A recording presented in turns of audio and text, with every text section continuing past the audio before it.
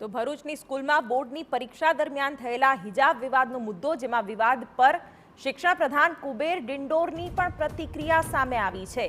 સ્થળ સંચાલકોએ ફરજના ભાગરૂપે ચેકિંગ કર્યું હોવાનું નિવેદન કુબેર ડિંડોરે આપ્યું છે। આ સાથે પરીક્ષામાં ગેરરીતિ અટકાવવા માટે નિયમોનું પાલન જરૂરી હોવાનું પણ કુબેર ડિંડોરે પોતાના નિવેદનમાં કહ્યું છે। આ કોઈ વિવાદનો મુદ્દો જ નથી તેમ પણ કુબેર ડિંડોરનું નિવેદન। શિક્ષણ પ્રધાને તપાસને યોગ્ય ગણાવી, જ્યારે શિક્ષણ અધિકારીએ તપાસ કરનાર સ્થળ સંચાલકોને દૂર કરીને એક્શન પણ લીધા છે।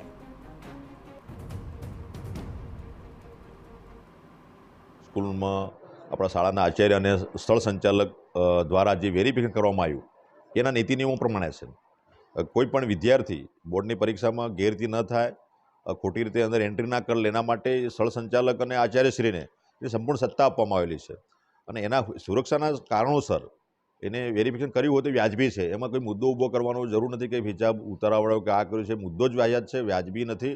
એટલે મારે જે આપણા સ્થળ સંચાલક અને જે કંઈ લોકોએ જે કાર્યવાહી કરી હોય અથવા તપાસ કરી હોય અથવા એને પરીક્ષાના નીતિ નિયમો અનુસાર જે વેરિફિકેશન કર્યું હોય તો વ્યાજબી છે।